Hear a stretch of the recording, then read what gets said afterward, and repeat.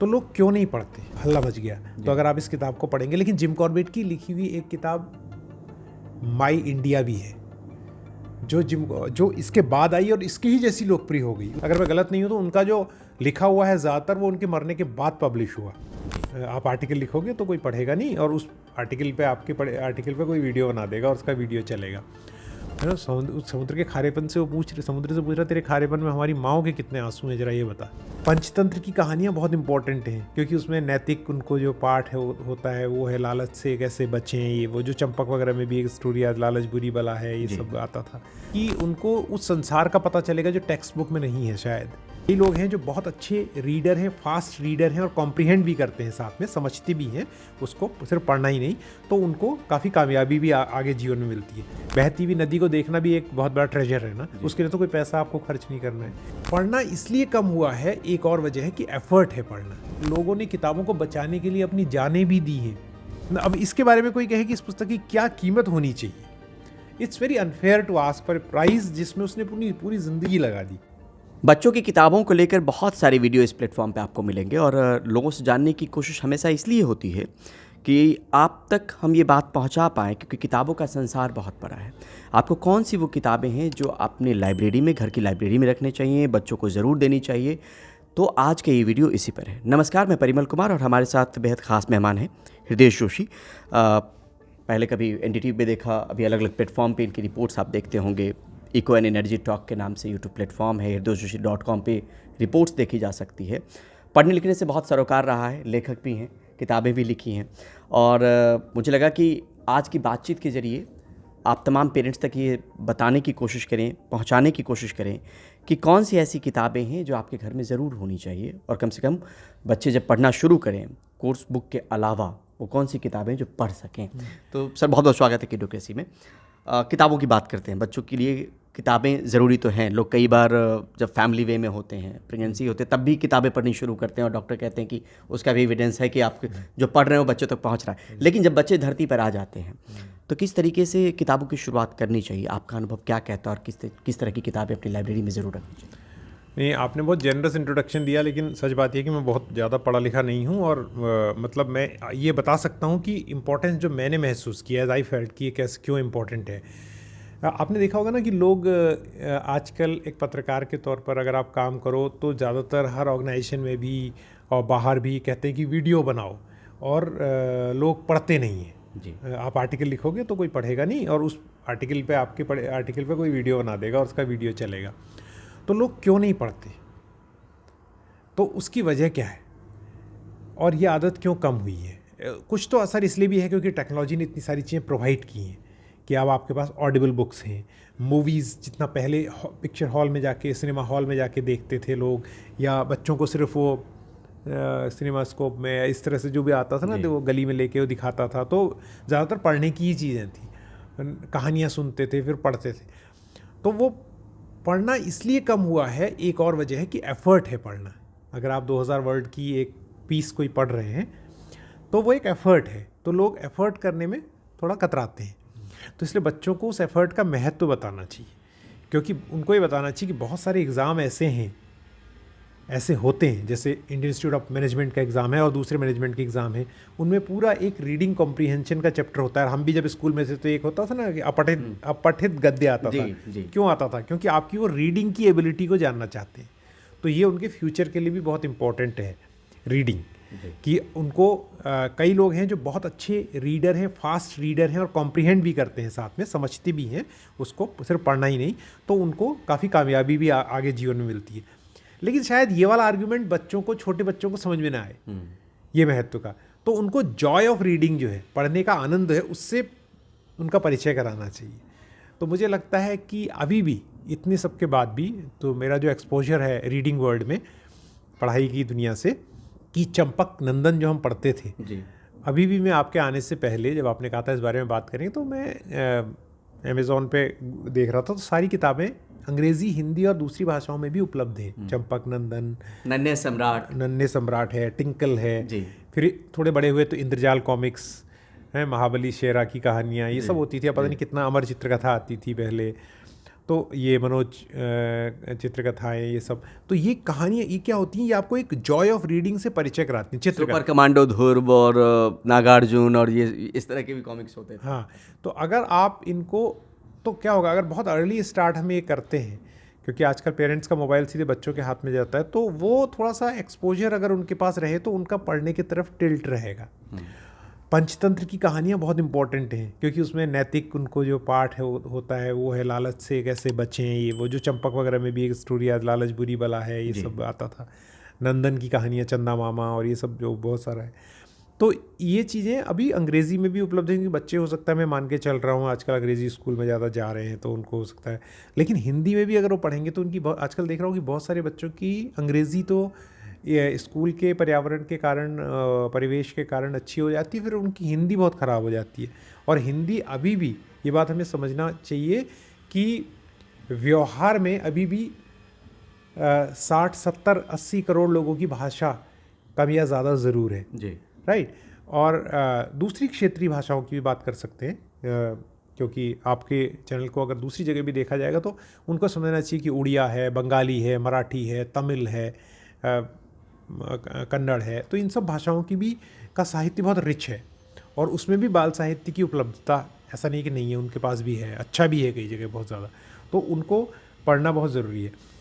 और आगे अगर हम देखते हैं, जैसे बच्चे थोड़ा बड़े होते हैं और अगर उनको सीरियस रीडिंग की ओर बढ़ना है और करें, तो अंग्रेज़ी में से रॉल्ड डाल की कहानियाँ बहुत लोकप्रिय हैं बच्चों की। जो मैं अपने बच्चों से बात करता हूँ, जेके रॉलिंग, उनकी कहानियाँ, रस्किन बॉन्ड एक बहुत ही बढ़िया राइटर जो हैं, उनकी किताबें बहुत पढ़नी चाहिए। रस्टी सीरीज़ जो उनकी है, आपने देखा, उनकी अपनी बायोग्राफी जो है, तो ये बच्चों में को बड़ा बाधे रखती हैं। और इनसे जुड़े हुए यूट्यूब में कई वीडियो मिलते हैं, अगर बच्चे पढ़ना से पहले मना करें तो उनको यूट्यूब के वीडियो कई बार इंटरेस्ट जगा देते हैं पढ़ने के लिए। मैंने कई किताबें पहले यूट्यूब में उनके बारे में करके खुद भी पढ़ी हैं, लेकिन वो किताबें जो है वो सीनियर लेवल पे, जब आप बड़े हो जाते हैं, ग्रोन अप चाइल्ड उनके लिए है। एक किताब जो एक राइटर जो मेरे दिल के बहुत करीब है, जो सबको पढ़ना चाहिए, वो मैं बताता हूँ लोगों को, रस्किन बॉन्ड के अलावा, और प्रेमचंद और दूसरे जो राइटर हैं हिंदी की कहानियाँ लिखने वाले अच्छे, उनके अलावा, वो है जिम कॉर्बेट। और वो कहानियाँ इसलिए है, मैंने जिम कॉर्बेट की मैन ईटर्स ऑफ कुमाऊँ यहाँ पर दिखा रहा हूँ। तो मैन ईटर्स ऑफ कुमाऊँ जो है वो किताब जो है जिम कॉर्बेट ने 1945 के आसपास ये किताब पहली बार आई थी, हैं, और आते ही पूरे दुनिया में इस किताब का हल्ला मच गया। तो अगर आप इस किताब को पढ़ेंगे, लेकिन जिम कॉर्बेट की लिखी हुई एक किताब माई इंडिया भी है, जो इसके बाद आई और इसकी ही जैसी लोकप्रिय हो गई। उसमें हिंदुस्तान के मुख्तलिफ इलाकों से कम 2 राज्य, जिसमें एक उत्तराखंड है और दूसरा बिहार है। बिहार में जिम कॉर्बेट 17 साल रहे थे, मोकामा घाट। तो उस वक्त की कहानियों का जिक्र है, और हिंदुस्तानियों के साथ उनके रिश्तों का जिक्र है। तो ये अगर बच्चे 7वीं 8वीं 9वीं क्लास में हैं तो उनको ज़रूर एक्सपोजर इस किताब से होना चाहिए। और मैं तो कहता हूँ जिम कॉर्बेट की पूरी सीरीज़ जो है वो आपके घर में होनी चाहिए। ये मैंने इस पर मेरे वीडियो भी किया अपने यूट्यूब चैनल में। उसकी वजह ये है कि इसको सबसे पहले छापा ऑक्सफोर्ड यूनिवर्सिटी प्रेस ने। ऑक्सफोर्ड यूनिवर्सिटी प्रेस आई 1910 में, और 1900 का जो 2000 तक आते आते वो बहुत ही इम्पोर्टेंट प्रेस बन गई इंडिया में, और मतलब उनका तूती बोलती थी एक तरह से कहा जाए। ऑक्सफोर्ड यूनिवर्सिटी प्रेस में कोई किताब छपना बहुत ही इंपॉर्टेंट बात हो जाती थी। वो किताब जो है 5-5 रिव्यूअर्स के पास जाती थी, मैन्युस्क्रिप्ट अगर आप राइटर हैं तो, और उसमें से 2-3 बाहर के होते थे, और वो रिजेक्ट भी हो जाती थी। 5 में से कहा जाता था कि 4 रिजेक्ट हो जाती हैं वहाँ, एक ही कोई छप पाती थी।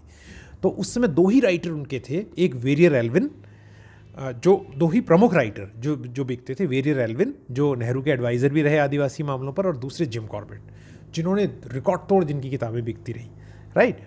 तो इस लिहाज से अब ऑक्सफोर्ड यूनिवर्सिटी प्रेस जा रही है, मतलब कमज़ोर हो रही है। तो ये किताब की जो है बहुत सारे लोग पायरेसी कर रहे हैं, लेकिन सबसे अच्छी प्रिंटिंग मुझे आज भी इनकी ऑक्सफोर्ड यूनिवर्सिटी प्रेस की लगती है, जहाँ पर इस तरह के इलस्ट्रेशंस हैं, ठीक है।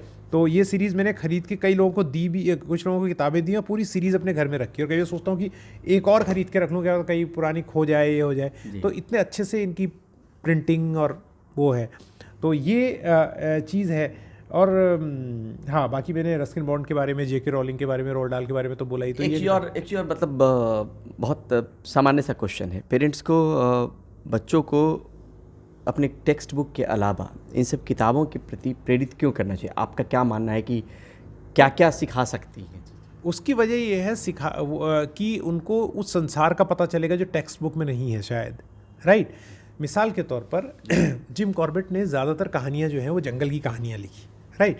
तो उन्होंने वो जंगल की कहानियाँ जो लिखी वो सिर्फ बाघों को या तेंदुओं को मारने की, हंटिंग की कहानी नहीं है। बाद में तो वो इतने ज़्यादा, उनकी ज़्यादातर हंटिंग जो थी वो मैन ईटर्स के खिलाफ थी, जो ज़रूरी था करना उनके। वो पशु प्रेमी मतलब जिसे कहते हैं कि जंगल प्रेमी इंसान थे। उनकी कहानियों से उनको ये शिक्षा मिलती है। जैसे एक बार वो किसी मैनीटर, शायद मुक्तेश्वर मैनीटर की कहानी में है ये बात, किसी जंगल में जा रहे हैं किसी मैनीटर को मारने के लिए, और उसी जंगल में वो देख रहे हैं कि एक छोटी सी बच्ची जो है वो एक बैल को लेके जा रही है। तो उनको बड़ा आश्चर्य है कि जिस जंगल में मैनीटर घूम रहा है उस जंगल में एक छोटी सी 6-7 साल की बच्ची एक बैल को लेके जा रही है और उसे डर नहीं है। तो वो उससे पूछते हैं कि तुम कहाँ जा रही हो? वो कहते हैं कि चाचा के घर जा रही हो। क्यों जा रही हो? क्योंकि चाचा के बैल को बाघ ने मार दिया और अब उनको जुताई करने के लिए दूसरा बैल चाहिए, तो मैं उसको लेके जा रही हूँ। तो उसके बाद वो पहले उस बच्ची को छोड़ने जाते हैं, बैल को वहाँ, और बच्ची को घर छोड़ते हैं और तब अपने मिशन को रिज्यूम करते हैं। और वो ये कहते हैं कि अपनी कहानी के एंड में बड़ी खूबसूरत लाइन है, वो पढ़नी चाहिए आपको भी, कि मैनीटर को मारना हमेशा एक बहुत बड़ा सेटिस्फाइंग टास्क है, क्योंकि बहुत आपकी जान भी जा सकती है उसमें, लेकिन वो तब ज़्यादा सेटिस्फाइंग हो जाता है जब आप जानते हैं कि एक छोटी सी ज़मीन के टुकड़े को आपने एक बच्चे के चलने के लिए सुरक्षित बना दिया है, राइट। तो ये मानव की संवेदनाएं दिखाती है। वो ये भी बताते हैं कि अंधविश्वास तो जो गलत है, लेकिन अंधविश्वास का उस इलाके में रहने वाले लोगों के जीवन से क्या रिश्ता है, ये कहानी में उनके पता चलता है कि आप उसे अंधविश्वास कहते हो लेकिन उसके जीवन से कितना बड़ा उसका रिश्ता है। तो वो ये भी बताते हैं उसमें कि कैसे कॉलोनियल टाइम में इंसाफ दिलाने के लिए बहुत अच्छे गोरे अफसर भी रहे, उन्होंने भी काफ़ी न्याय किया। उनके अपने जो कुत्ते के साथ उनका जो रिलेशन है, और उनके यहाँ गांव में जो लोग थे, चाहे बिहार में जब वो रहे लंबे समय तक, तो एक चमारी उनकी एक कहानी का नाम है, और अगर वो पढ़नी बहुत ज़रूरी है क्योंकि वो एक दलित की कहानी है। और वो उसको कैसे अकाउंटेंट बना देते हैं क्योंकि उसका शरीर इतना कमज़ोर है, क्योंकि वो फिज़िकल काम नहीं कर सकता है। मुकामा घाट में जब वो फ्यूल इंस्पेक्टर थे, और उसके साथ उनका कैसे जुड़ाव हुआ उसके चमारी के साथ। कुंवर सिंह की कहानी जो वो बताते हैं। तो ये सारी कहानियाँ ना उनको ज़िंदगी में एक, जो कहते हैं कि उनको एक कॉस्मेटिक वर्ल्ड से बाहर लाती हैं बच्चों को, और उन्हें बताती हैं कि जीवन में जो असली जो धन, जो एक पैसा, जो करेंसी है वो तो है, लेकिन उसके अलावा भी बहुत सारा धन है जो मुफ्त में उपलब्ध है, जिसको हम इंसान, जैसे आप एक बहती हुई नदी को देखना भी एक बहुत बड़ा ट्रेजर है ना, उसके लिए तो कोई पैसा आपको खर्च नहीं करना है। या आप किसी चिड़िया को देख रहे हैं, किसी वृक्ष को देख रहे हैं, पानी के बुलबुले को देख रहे हैं अलग तरीके से, उसके लिए कोई पैसा खर्च नहीं करना है। तो वो धन क्या है, वो इन किताबों में पढ़ के समझ में आता है। कल्पनाशीलता हो गई, या फिर आपको पेशेंस, पन्ने दर पन्ने उतर, पेशेंस बहुत ज़रूरी है। एक आदमी जनवरी की ठंड में पेड़ में पूरी रात, जब बरसात भी हो रही है, और पूरी वेट कर रहा है एक मैनीटर का, क्योंकि मैनीटर ने गांव के लोगों को बहुत परेशान किया हुआ है। तो I mean, because I always and up saying about Jim Corbett, तो बहुत सारे दोस्त मुझे कहते भी हैं कि और भी लोग हुए, जैसे कि एक एंडरसन है, उनका पूरा नाम केनेथ एंडरसन, वो साउथ में थे, वो भी जिम कॉर्बेट के वक्त में हुए। तो वो साउथ में जानवरों को कर रहे थे।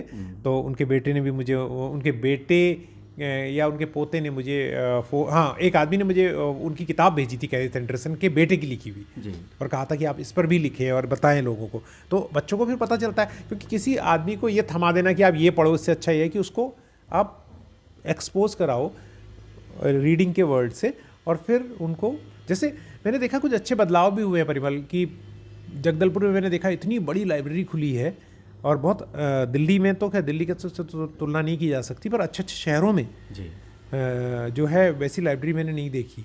और वहाँ बैठ के सुबह, और वो 24 घंटे खुले रहती है लाइब्रेरी, मैं सुबह 24 घंटे खुले रहती है, और वहाँ जाके लोग IAS की, IPS की, मतलब IAS PCS की जो तैयारी है उसके अलावा भी जो है प्रतियोगी परीक्षाओं की तैयारी के अलावा भी आके लोग पढ़ रहे हैं। इसी तरीके की एक खबर की थी मैंने सर, गाज़ियाबाद से शुरू हुआ था मुहिम।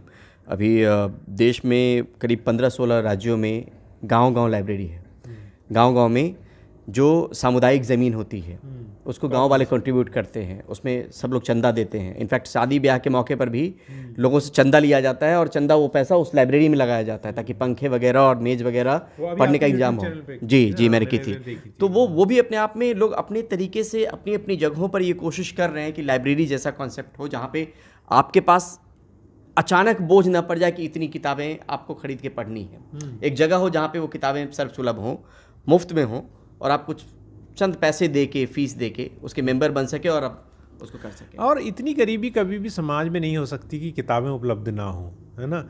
मतलब ये कोई बहुत मतलब और वो समाज बहुत गरीब होगा जिसमें किताबों की उपलब्धता ना हो और किताबों के प्रति अनुराग ना हो, उसके प्रति विद्वेष हो या आलस हो। इवन आलस को भी मैं ले रहा हूँ जी।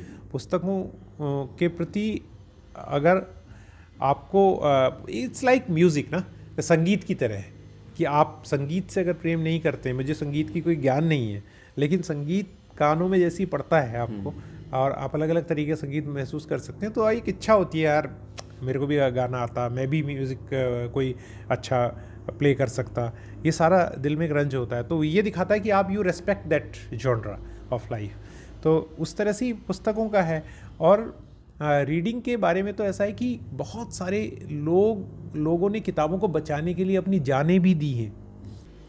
एक एक्सप्लोरर हुए, उनका नाम है इकाई कावागुची, ठीक है। संयोग से किताब मेज पे रखी हुई, मैं ये किताब उनकी है जी। तो इकाई कावागुची जो है, उन्होंने जो है जापान से, जापानी एक्सप्लोरर हैं, आए और उन्होंने जैसे हुएनसांग था ना, कितने साल चल के वो हिंदुस्तान पहुंचा, वैसे ही वो यहाँ आए, लेकिन हुएनसांग की तरह नहीं। वो तो हुएनसांग तो किस दौर में आया, वो तो अभी 1900 की बात है। वो हिंदुस्तान पहुँचे और यहाँ से फिर तिब्बत गए, तिब्बत में 3 साल रहे, वहाँ की जो लिपि है वो सीखी, उसके बाद उस पर किताबें, डिक्शनरी तैयार करने में मदद की, किताबें लिखी और उनकी किताबें 3 years इन तिब्बत जी, ठीक है। तो ये बताता है कि उस बंदे का कितना कमिटमेंट रहा है केवल एक पुस्तक तैयार करने के लिए। इसलिए नहीं कि वो पुस्तक ही तैयार करना चाहता था, वो सीखना चाहता था, परंतु अब वो पुस्तक जो हमारे पास अभी सामने रखी है, अब इसके बारे में कोई कहे कि इस पुस्तक की क्या कीमत होनी चाहिए, it's very unfair to ask for a price जिसमें उसने पूरी ज़िंदगी लगा दी, राइट, जिसको तैयार करने में। और he was one of the very first जो वहाँ पर जिसने ये तैयार किया। मुझे तो लगता है कि बच्चों को ये भी कहानी बतानी चाहिए। हालांकि ये कहानियाँ मतलब ये उपलब्ध है आजकल नेट में, कम से कम इस किताब को भले ही वो ना पढ़ें छोटे बच्चे, लेकिन इनके बारे में माँ बाप पढ़ के बताएं जी। इसी तरह से एक पोर्चुगल के नेशनल पोएट हुए, नेशनल पोएट तो उन्हें बाद में घोषित किया गया, उनका नाम है फर्नांडो पेसुआ। ये मैं बच्चों के लिए नहीं बता रहा हूँ, पेरेंट्स के लिए बता रहा हूँ। उनको जानना क्यों ज़रूरी है फर्नांडो पेसुआ के बारे में, कि फर्नांडो पेसुआ की ज़िंदगी ऐसी थी कि जब वो पैदा हुए तो उनके पिता की मृत्यु हो गई, उनकी माँ ने दूसरे व्यक्ति से शादी की और वो जाके अपने स्टेप फादर के साथ 17 साल तक या 20 साल तक की उम्र तक वो पहले साउथ अफ्रीका में रहे, उसके बाद वापस आए और 47 साल की उम्र में उनकी डेथ हो गई। तब तक वो केवल पोर्चुगल में रहे जी। लेकिन उनकी जो पोएट्री है वो इतनी कमाल की है कि उस पोएट्री में आपको कहीं पर भी अनुभव, कहते हैं ना कि बहुत घूमा फिरा व्यक्ति होना चाहिए, वो उनकी पोएट्री में कहीं पर भी ये एहसास नहीं होता कि आदमी बहुत जगह नहीं घूमा, वहीं रहे। और कहते हैं कि अब ये बात मैं आपके उनके लिए एक तरह से बच्चों के लिए होमवर्क की तरफ छोड़ देता हूँ कि उसके अंदर there were 3 poets in 1, 3 character थे जिनके नाम से वो लिखता था वो आदमी। कैन यू बिलीव, कितने आश्चर्य के, वो 3 कैरेक्टर के नाम से लिखता था। और शायद अगर मैं गलत नहीं हूँ तो उनका जो लिखा हुआ है ज़्यादातर वो उनके मरने के बाद पब्लिश हुआ, ज़्यादातर फर्नांडो पेसुआ का। तो he was a amazing poet. और ऐसे बाहर क्यों जाना है, हिंदुस्तान के अंदर बहुत सारे ऐसे पोएट और राइटर हुए हैं। मैं आखिर में एक बात ये कहना चाहता हूँ कि पेशवा ने एक जो कविता लिखी थी मुझे हमेशा याद आती है, कितनी गहराई हो सकती है शब्दों में। उनकी एक पोएम है जो पहले इन्होंने अपनी भाषा में लिखी, फिर वो इंग्लिश में ट्रांसलेट हुई, फिर मैंने हिंदी में भी उसे पढ़ी। तो उसमें वो कहते हैं, पोर्चुगल आपको पता है ना सबसे पुराने देशों में है हिस्ट्री में, मानवता के, हाँ पुर्तगाल सबसे पुराने देशों में है जहाँ जिन्होंने बहुत एक्सप्लोर किया, यहाँ के नाविकों ने नए नए देश खोजना, ये वो करना के निकल जाते थे। तो एक जगह वो लिखते हैं कि समंदर से बात कर रहे हैं और कह रहे हैं कि ये समंदर ये बता कि तेरे पानी में पुर्तगाल की माओं के कितने आंसू हैं। कितनी गहराई, बच्चे दूर निकल गए कभी आए ही नहीं, है ना। तो वो एक गहराई बताता है राइटर की, that you know is amazing. और जब आप आंख बंद करके सोचने लगते हैं कि इसने क्या बात लिखी, यू नो, समुद्र के खारेपन से वो समुद्र से पूछ रहा तेरे खारेपन में हमारी माओं के कितने आंसू हैं, जरा ये बता। तो this is something, you know, this thing only some sensitive writer और फिलोसोफर कैन ब्रिंग दिस, आपके उसमें ला सकता है। जी।